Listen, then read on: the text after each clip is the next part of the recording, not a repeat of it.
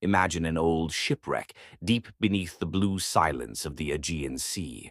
Coral has claimed its bones. Salt and time have erased names and stories. And yet, among this watery graveyard, a single object lies buried, rusted, broken, forgotten. At first glance, it seems like debris. But within its core, hidden beneath centuries of incrustation, are gears, tiny, intricate gears, wheels within wheels, some no larger than coins, others interlocking like the inner workings of a fine Swiss watch.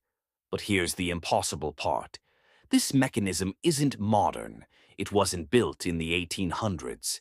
It's over 2,000 years old. This is the Antikythera mechanism. Unearthed from the depths in 1901, it stunned archaeologists and engineers alike. How could such precision, such complexity, exist in an era before even basic timekeeping was widespread? As researchers reconstructed its fragmented parts, they began to realize something astonishing. This was not merely a clock. It was a celestial computer, one that could track the movement of planets, predict solar and lunar eclipses, and even model the irregular orbit of the moon. And suddenly, history blinked. We're taught that ancient civilizations were wise but limited, that modern intelligence is linear, always evolving, always improving. But here was a machine that didn't belong, a fragment of knowledge far ahead of its time, something that had no right to exist, yet did. The Antikythera mechanism redefines what it means to be ancient. Who created it? Was it a lone genius, or the legacy of a long-lost tradition of mechanical engineers? If they built this, what else might they have understood, and why was it forgotten? This question haunts us. There are no records of similar devices, no blueprints, no manuals, no schools passing down this knowledge. Just silence, as if someone or something made sure it was erased. Some believe the mechanism was part of a secret lineage, preserved by a few, destroyed by war, fire, or fear. Others say it was simply too rare, too advanced, too inconvenient for its time. A beautiful mind lost in an age not ready for it. But maybe it's not just about the machine. Maybe it's about what it represents. The idea that knowledge can disappear. That progress is not a straight line, but a fragile thread. That civilizations rise, shine, and fall, and with them, their brightest ideas can vanish into the abyss. So tonight, as you rest your head and drift into sleep, imagine a workshop on a distant Grecian island, bronze tools resting on wooden benches, starlight pouring through open windows, an old philosopher gently adjusting a gear, whispering to himself as he translates the sky into motion. A machine ahead of its time, a future lost to the past, a riddle submerged in silence. This is not just a discovery, it's a warning that what is known can be forgotten. And sometimes, to move forward, we must remember what was once left behind. Imagine a city where the clocks don't rush you, a place where buildings don't tower in competition, but stand humbly, shaped to silence the chaos, where the streets don't echo with blaring horns or bustling crowds, but hum softly like a lullaby meant for the soul. This isn't science fiction. It's real. Or at least, it was. There was once a city designed not for commerce, not for tourism or tech giants, but for sleep. Every brick laid, every window placed, every street curved with one goal, to help its people rest. No harsh neon signs, no advertisements flashing through the night, no pressure to hustle harder. Just softness, warm lights, whispering winds, a sanctuary built on silence. Its buildings were shaped like acoustic shells, designed to mute outside sounds. Double-layered walls insulated rooms from even the faintest footsteps. Parks were planted not just for beauty but for sound diffusion.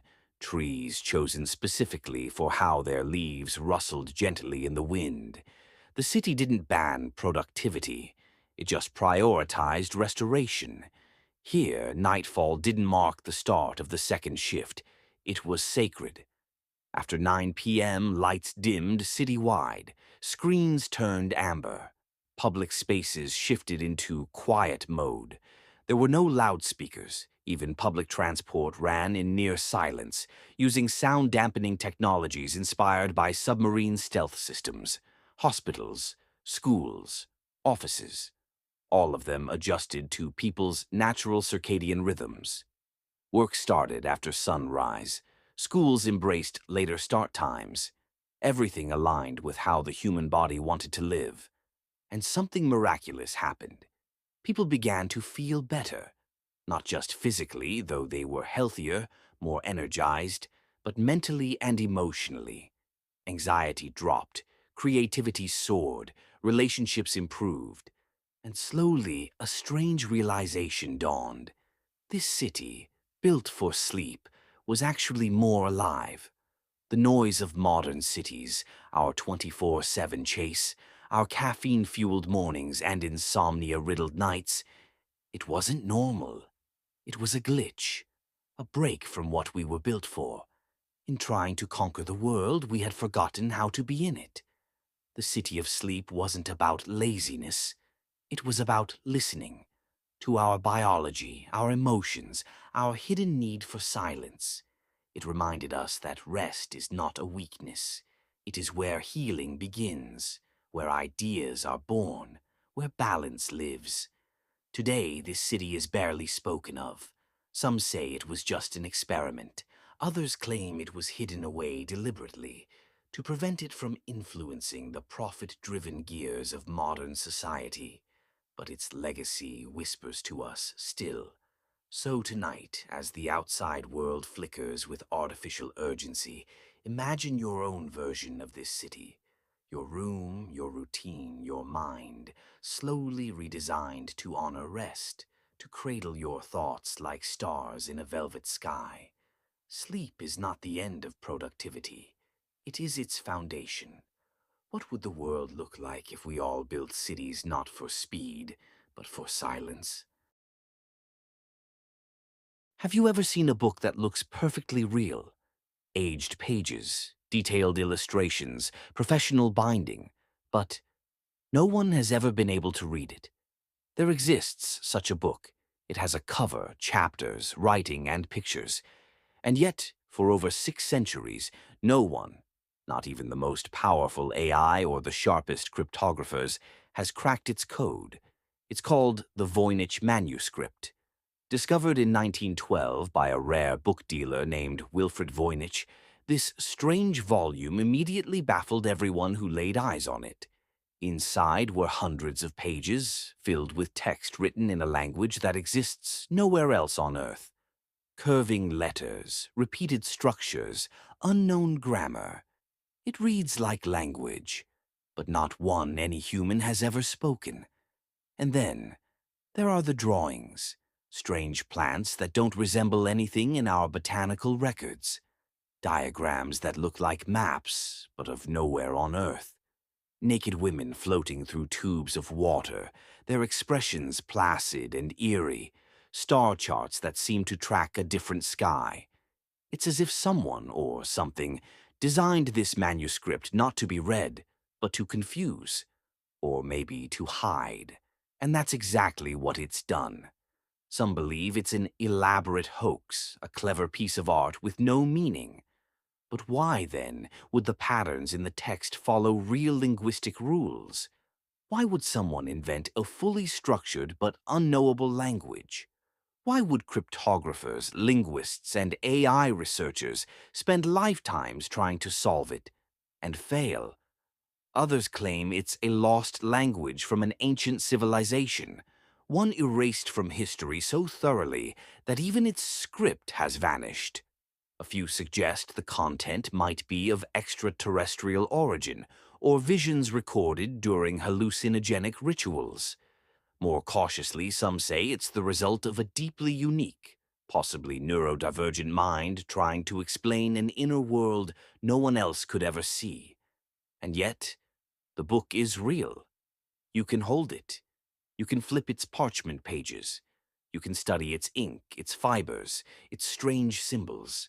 It's housed today in the Beinecke Rare Book Library at Yale University, locked away behind glass. Even modern AI has attempted to crack it, feeding it into models trained on thousands of human languages, only to return results that say, pattern detected, meaning unknown. That's perhaps the most haunting part of it all. It feels meaningful. The rhythm, the repetition, the structure. It's not gibberish. It's just out of reach. Some researchers believe the manuscript holds lost medical or alchemical knowledge. Others think it was a private journal, coded so tightly it was never meant for anyone else to understand. And some quietly suggest it holds nothing at all, but that its mystery is its true purpose. Because there's something deeply human about wanting to solve a puzzle, to break a code, to understand. Maybe that's why this book has captured imaginations for centuries. So tonight, as you lie in the quiet between sleep and dream, picture yourself flipping through its pages. You run your fingers over the faded ink, tracing loops of forgotten script. You pause at a page, an illustration of a flower with blue leaves and roots that spiral into infinity. You don't know what it means, and somehow you don't need to. Because some knowledge isn't meant to be understood. Some mysteries aren't here to be solved. They're here to remind us of the vastness of what we don't know. And that, perhaps, is their greatest power. Somewhere in the archives of Whispered Secrets, there's talk of a machine. Not a time machine, not a lie detector, but something far more unsettling, a device that could reveal the exact moment of your death. They called it the chronovisor. Allegedly created in the 1950s or 60s by a team of scientists led by a Benedictine priest named Father Pellegrino Ernetti. This strange contraption wasn't just a machine.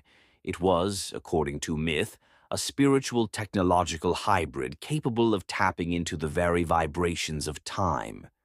The chronovisor, they claimed, could see past and future events. By detecting subtle energy patterns, echoes of moments left behind or yet to occur, it supposedly allowed the user to witness anything that ever happened, or was yet to happen, including, most disturbingly, a person's final moments. According to Father Anetti, everything leaves a trace. Emotions, choices, deaths, they all vibrate through the universe, etched into time like ripples in water. And if you could tune in just right, you could find them again. Hear them, see them. It sounds impossible, and maybe it is. But think for a moment. What if such a machine did exist? Would you use it? Would you want to know the day you leave this world? Would you watch it unfold on a screen, see your future self take their final breath? And if you did, would you live differently? Or would the knowledge break you? Some believe the chronovisor was real and that it was hidden by the Vatican. Not destroyed, hidden. Locked away because of what it could reveal, because such knowledge, if public, could shatter society's understanding of choice, fate, and freedom. Imagine world leaders using it to plan wars or avoid them. Corporations timing markets, governments watching futures unfold and controlling the present. It's the kind of tool that belongs not in human hands, but in myth. Others argue it was always a fabrication, a beautiful lie built on fear and curiosity, a metaphor for our deepest desire, to know the unknowable, to peek behind the curtain of mortality. And yet, even without the chronovisor, we chase this idea in subtle ways. Wearables track our heartbeats, AI monitors our health. Doctors give us years, months, sometimes days. Every tick of the clock is a countdown. but we rarely acknowledge it. What the chronovisor truly exposes is not science, but the very core of being human. We all want control over death, not just to avoid it, but to understand it, to befriend it, to see it coming so we can prepare, or maybe outrun it. But what if that knowledge isn't a gift? What if the power to see the end steals the beauty of the middle? Maybe mystery is mercy. Maybe not knowing allows us to hope, to imagine, to love freely without a timer counting down in the background. So tonight, as you drift off and your breathing slows, imagine a dark chamber in the Vatican basement. Wires curl like ivy around a brass-framed screen. A priest in silence turns a dial. Faint whispers emerge, past lives, future farewells, ghostly echoes of time itself. And somewhere in that static, your name. But you won't hear it, because you chose not to know. Because life, real life, exists not in answers but in the questions we're too afraid to ask. If this made you question reality, even for a moment, subscribe to Perfection Paradox. Here, we don't chase answers. We explore the unknown.